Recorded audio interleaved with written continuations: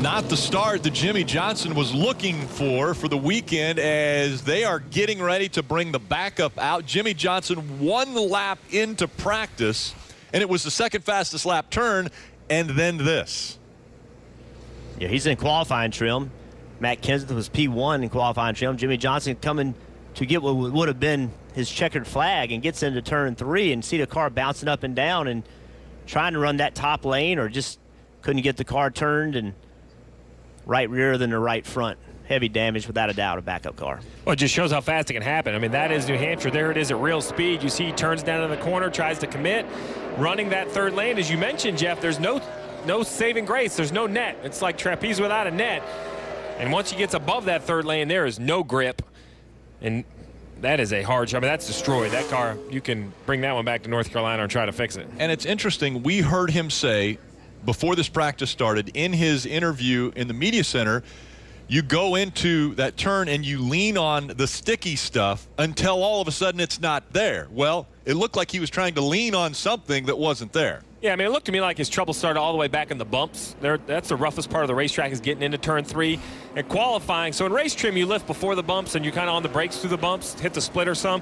But in qualifying, Jeff, you would know better than me, but all the data I've seen, you kind of lift in the bumps, and it can bounce your car loose. And the problem is, once it kind of bounces in that direction, that's the handling characteristic kind of all the way to the middle. Is that what you found? Yeah, and there's speed to be had by driving deep in these corners. These corners last so long that, I know this sounds silly, you almost can't overdrive them as long as you stay in the lane. So if you're trying to, Jimmie Johnson's trying to use that third groove, like, you know, Steve said it, if it doesn't have grip, the next thing you're running into has 0 grip. If you run down on the bottom and it doesn't have groove, well, then you just chase it up the racetrack. But there was just no time to catch it because the wall is so close. Steve, how costly of a mistake is this for this team? They're going to bring a backup out that's probably very close to what their primary was set up to be.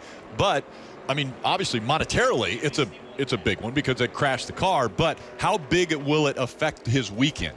Well, it really comes down to preparation.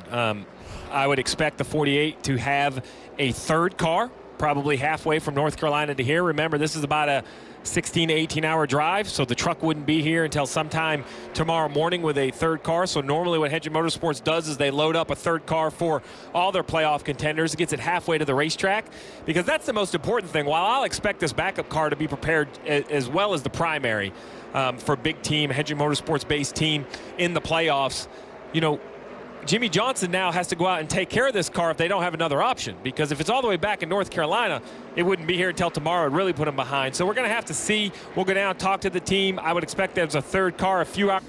Well, Jimmie Johnson from the Care Center, and what a crazy couple of early minutes here, practice at New Hampshire. What happened in your incident, Jimmie?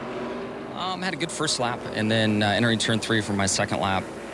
Just got in there with a lot of speed and anticipated it sticking, and didn't quite stick. And then once I got out of the PJ1, there's just really no slowing down or directing it off the wall at that point, and came around and got the fence. So definitely not the way we wanted to start. You know, frustrating, but we'll dig in deep and get it figured out and go on next. Did you run the first lap in the PJ1, and was it different on that second lap, Jimmie?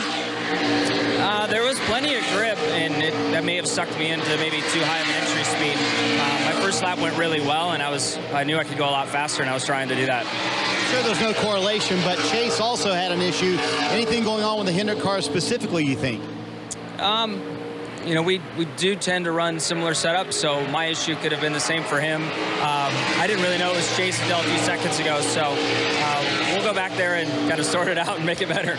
They are 7-time champions, so you know they're going to come with some good backups, as Steve mentioned a moment ago, but an early exit in practice here for Jimmie Johnson, and a lot of work ahead for the 48 team.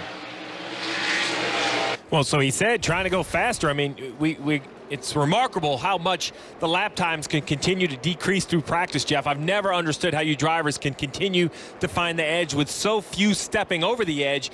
But this is it. This is a 7-time champion who has jumped the cushion, jumped the edge, and wrecks. And like you mentioned, he does this more often than you would think for such a successful race car driver. But I have to applaud him and Chad. I think Jimmie feels the confidence to go do this. You know, Chad's not going to point a finger. It's now going to be back to the notes, back to the task at hand. And what I found interesting from his interview is he said that the first lap he ran up there in the third groove and it had grip, and he's like, I can run faster than that. Sure, I know there's more grip there, and typically that's what happens at New Hampshire. You can run